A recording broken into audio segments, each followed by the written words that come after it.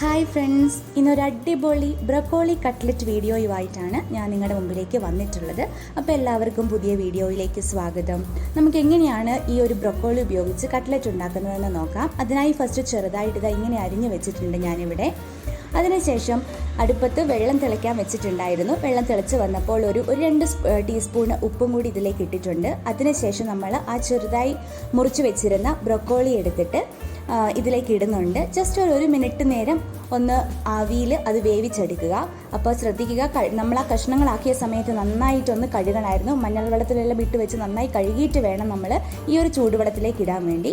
1 മിനിറ്റിന് ശേഷം ഇതാ നന്നായിട്ട് ബ്രക്കോളി വെന്തിട്ടുണ്ട്. ഇനി നമ്മളതിനെ ഇങ്ങനെ ചെറിയ ചെറിയ പീസുകളാക്കിയിട്ട് ചറപറ നമ്മൾ വെട്ടി നല്ലവണ്ണം ചെറിയ പീസുകളാക്കുക. ഇതാ ഇങ്ങനെ പീസാക്കി വെച്ചിട്ടുണ്ട്. ഇനി ഇതിലേക്ക് വേണ്ടതെന്ന് പറഞ്ഞിട്ടുണ്ടെങ്കിൽ ഞാനിവിടെ ഒരു ടേസ്റ്റിന് വേണ്ടിയിട്ട് ചീസിൻ്റെ ചെറിയ പീസസ് ചേർക്കുന്നുണ്ട്. അതോടൊപ്പം തന്നെ 2 ടീസ്പൂൺ കുരുമുളക് പൊടി കൂടി ചേർക്കുന്നുണ്ട്. അതിനുശേഷം ഒരു മുട്ട പൊട്ടിച്ചിട്ട് ഇതിലിട്ട് അതിനെ നന്നായിട്ട് ഇളക്കുക. ഇനി നമ്മളതിനെ നന്നായിട്ട് ഇളക്കി എല്ലാം കൂടെ നന്നായിട്ട് യോജിപ്പിക്കണം.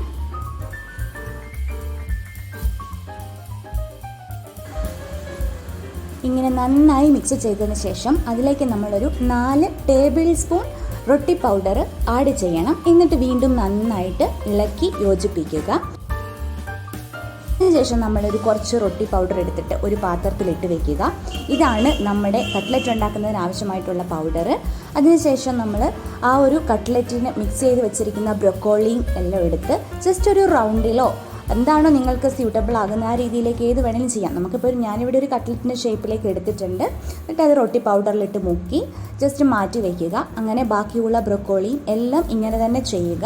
അങ്ങനെ ഓരോന്നാക്കി മാറ്റി വെച്ച ശേഷം നമുക്ക് ഫൈനലി ഇതെല്ലാം കൂടെ ഫ്രൈ ചെയ്തെടുക്കണം. അതിനായിട്ട് ഇതാ സ്റ്റൗവിൽ ഞാനിവിടെ ഒരു പാൻ വെച്ചു.